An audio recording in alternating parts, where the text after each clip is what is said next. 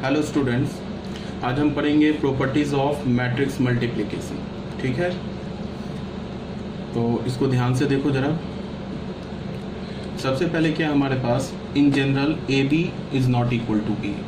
सबसे पहले मैंने क्या बोला कि ए बी मैट्रिक्स और B A matrix in general equal नहीं होता है। इक्वल हो भी सकता है, ठीक है, बट इन जनरल इक्वल नहीं होता है, पहली बात। दूसरा, इसका फर्स्ट पॉइंट क्या है कि if A B is equal to B A then matrices are set to commute.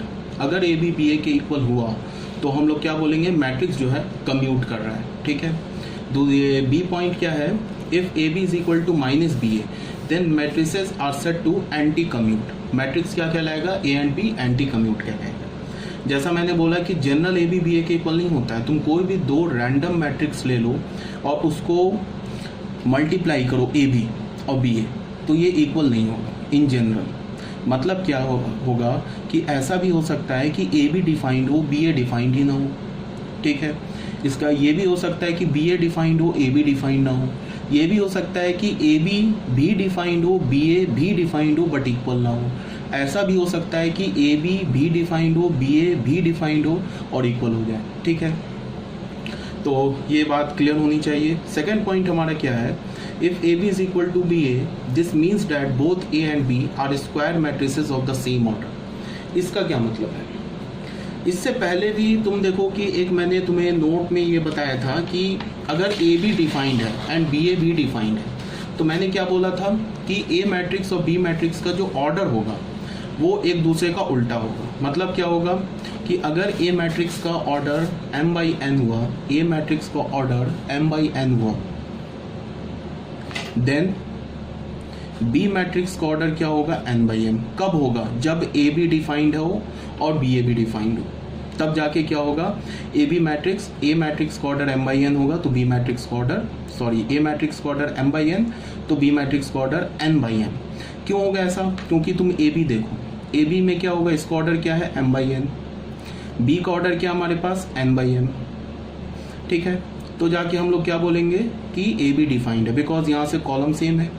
ठीक है, और ए बी का ऑर्डर क्या होगा, m/m।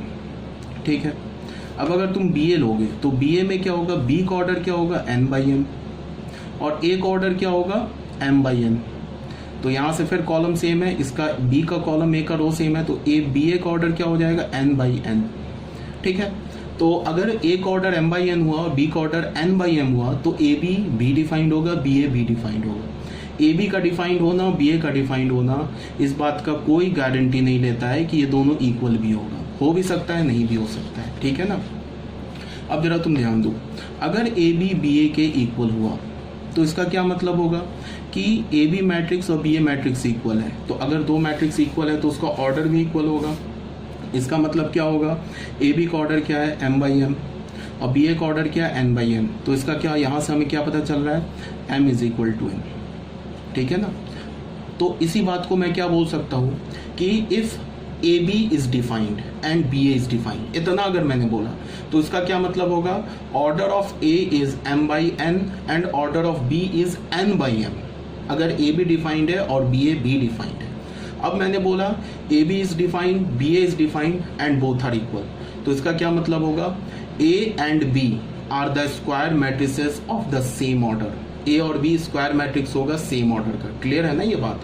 अगर ए मैट्रिक्स हो गया 2/2 ऑर्डर का स्क्वायर मैट्रिक्स हो गया और बी हो गया 2/2 ऑर्डर का स्क्वायर मैट्रिक्स, तो हम क्या बोल सकते हैं कि ए बी भी डिफाइंड होगा, बी ए भी डिफाइंड होगा। बट ये गारंटी नहीं ले सकते हैं कि ए बी और बी ए इक्वल होगा, इसकी हम गारंटी नहीं ले सकते। बस हम इतना बोल सकते हैं कि ए बी भी डिफाइंड है, बी ए भी डिफाइंड है। एक्चुअली ए बी और बी ए को डिफाइंड होने के लिए बस इतना ही कंडीशन है कि ए का ऑर्डर m/n हो और बी का ऑर्डर n/m हो।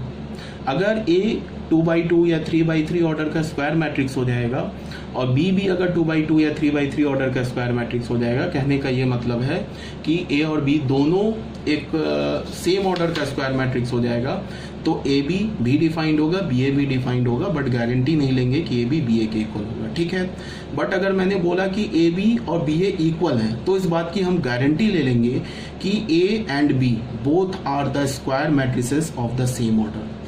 ये बात यहाँ तक क्लियर होना चाहिए। ठीक है, अभी तक कोई डाउट नहीं होना चाहिए। अब आ जाओ सेकंड पॉइंट पे। इसमें क्या बोल रहा है, if A B is equal to B है। अच्छा, इसी को तो हम डिस्कस कर रहे थे। This means that both A and B are square matrices of the same order. अगर मैंने ए बी को बी ए के इक्वल बोल दिया तो उसका ये मतलब है कि ए मैट्रिक्स और बी मैट्रिक्स स्क्वायर मैट्रिक्स है सेम ऑर्डर का। इसी बात को यहाँ मैंने बताया। ए बी डिफाइंड होगा तो ए का ऑर्डर क्या होगा, एम बाई एन। बी का ऑर्डर क्या होगा, एन बाई एम। तो ए बी का ऑर्डर हो जाएगा एम बाई एन। बी ए का ऑर्डर क्या हो जाएगा, एन बाई एन। और ए बी बी ए के इक्वल है तो इस दोनों का ऑर्डर भी इक्वल होगा, तो M is equal to N हो जाएगा। तो अगर m is equal to n हुआ तो a का ऑर्डर क्या हो जाएगा, a का ऑर्डर हो जाएगा m बाई एम और b का ऑर्डर क्या हो जाएगा n बाई n। और m is equal to n है तो a का भी ऑर्डर m बाई एम और b का भी ऑर्डर n बाई एम। तो यहाँ तक क्लियर होनी चाहिए बात, कोई डाउट नहीं होना चाहिए। ठीक है, 1 मिनट में फिर से बोल दे रहा हूँ। In general A B B A के इक्वल नहीं होता है। ऐसा भी हो सकता है ए बी डिफाइंड हो, बी ए डिफाइंड हो, दोनों इक्वल ना हो। ए बी डिफाइंड हो, बी ए डिफाइंड ही ना हो। बी ए डिफाइंड हो, ए बी डिफाइंड ही ना हो। ठीक है, दोनों डिफाइंड हो जाए, दोनों इक्वल हो जाए, ये भी हो सकता है। सारे पॉसिबिलिटीज़ हो सकते हैं। अब मैंने क्या बोला कि अगर ए बी डिफाइंड है और बी ए भी डिफाइंड है, इसका ये मतलब है कि ए का ऑर्डर एम बाई एन है तो बी का ऑर्डर एन बाई एम है। इस बात की हम गारंटी ले लेंगे, पहली बात। दूसरी बात, अगर मैंने बोला कि ए बी भी डिफाइंड है, बी ए भी डिफाइंड है और दोनों इक्वल भी है, तो इससे हमें क्या कंक्लूजन मिला, A and B are the square matrices of the same order. Clear है ये बात। अब आ जाते हैं हम लोग अपने थर्ड पॉइंट पर। थर्ड पॉइंट क्या बोल रहा है, डिस्ट्रीब्यूटिव लॉ। ठीक है ना, ये डिस्ट्रीब्यूटिव लॉ क्या बोल रहा है कि a into B plus C is equal to A B plus A C.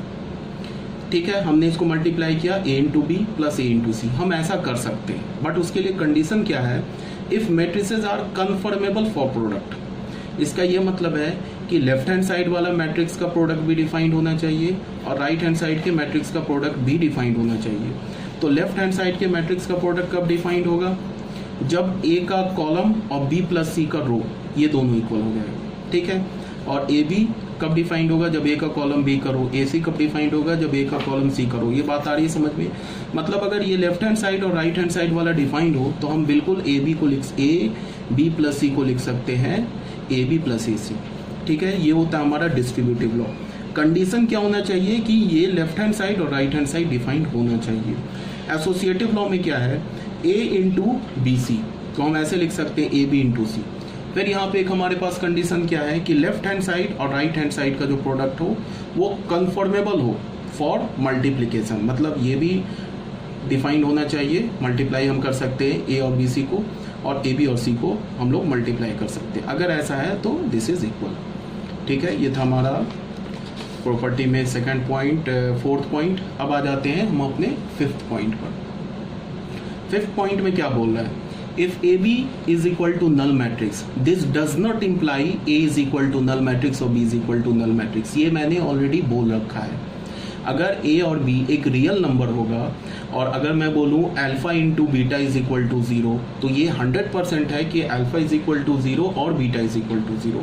But A और बी अगर एक नल मैट्रिक्स होगा तो हम ये नहीं बोल सकते हैं कि A is equal to a null matrix और B is equal to null matrix. ऐसा भी हो सकता है कि ए और बी नल मैट्रिक्स नहीं हो बट उसका प्रोडक्ट नल मैट्रिक्स हो जाए। ये भी पॉसिबल है। किस केस में, किस में, मैट्रिक्स के मल्टीप्लिकेशन में। ये बात क्लियर होनी चाहिए।